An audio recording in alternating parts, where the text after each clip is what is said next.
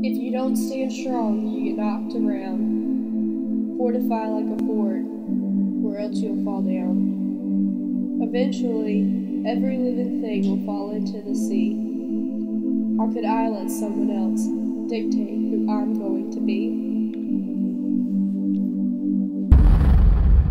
Lieutenant Carlos, we called him Carlito. The poor baby brother had a really small ego, diminutive in size, 4'9". If you provoked or goaded him, it would bring tears to his eyes. He lived a lachrymose life, very tearful, and careful not to be out too late or he'd get an earful. We'd go out with friends. Carlos was obsequious, submissive, crawling on his hands and knees for us. Hey guys, can I hold the door? Let me fold your napkin. He lauded and applauded as he was always clapping.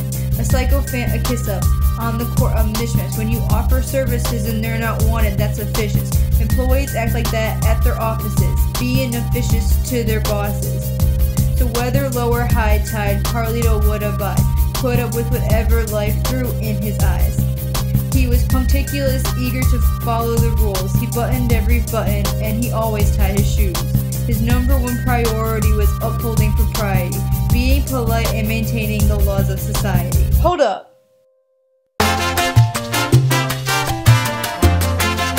Just kidding! If you don't stand strong, you get knocked around. Fortify like a fort or else you'll fall down. Eventually, every living thing will fall into the sea. How could I let someone else dictate who I'm gonna be?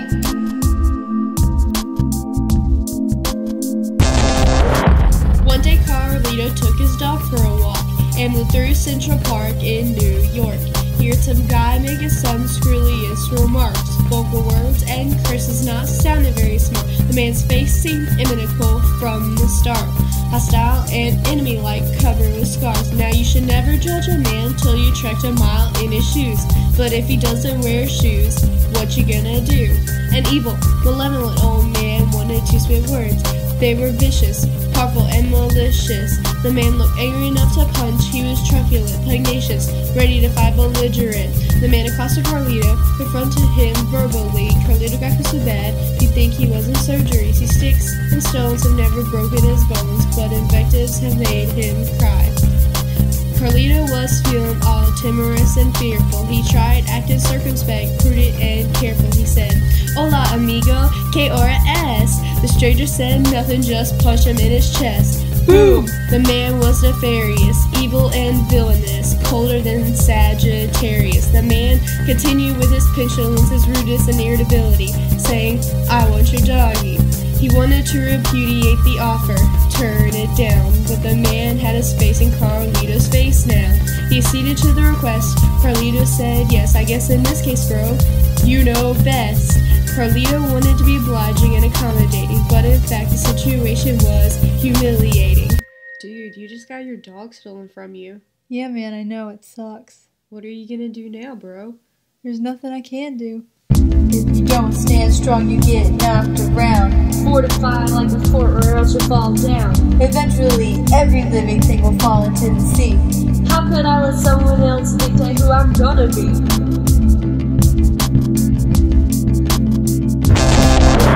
Later that day, I bumped into a crying Carlito. I was poised on a bench, masticating on some nachos.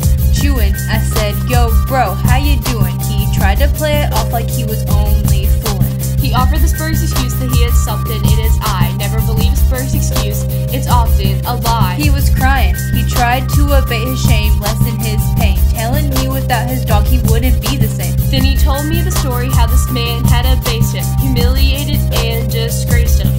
Lacerations over both of his eyes. He had scars. There had been an altercation, a physical confrontation. It was up to me to mediate the dispute, like Judge Judy, but without the lipstick and the attitude. I had to be the arbitrator, the go-between. We found the man in the park where he had been. I knew the solution. We needed revenge, restitution, some payback, retaliation, and retribution. I said, "I take umbrage at the fact that you stole my friend's pet. My heart's filled with anger and resentment." He tried to downplay, but I upbraided him. I scolded him severely, criticized and berated him. I said, "You need to give that dog back right now. Plus, I want you to atone and apologize right now." You're lucky that I'm feeling benevolent, nice, and generous. Otherwise, I might leave you bereft of your esophagus. genius without your throat, without a hope. The man conceded. He gave the dog back. That's the end of the story and this track.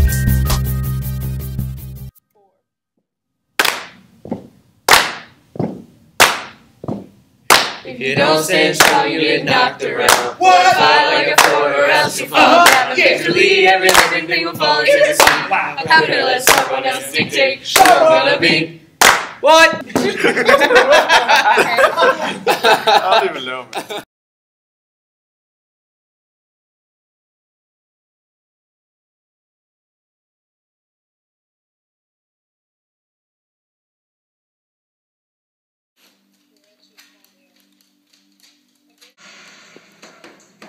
Carlito, the poor baby brother, had a really small ego, diminutive in size, 4'9". For a little bit, and then say, "Yo, bro, how you doing?"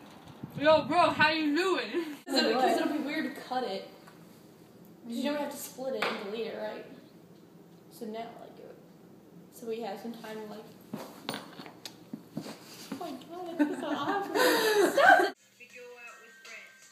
Carlos was opposite, submissive, crawling on his hands and knees for us. Hey guys, can I hold the door? Let me fold your napkin. He lauded and applauded as he was always clapping. Stop. I know.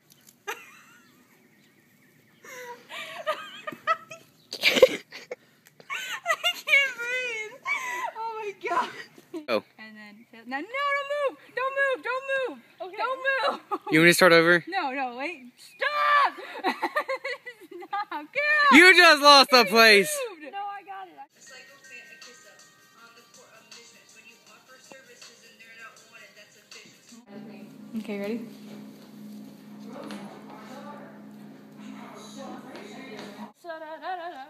This is just very long so we can have stuff to cut out.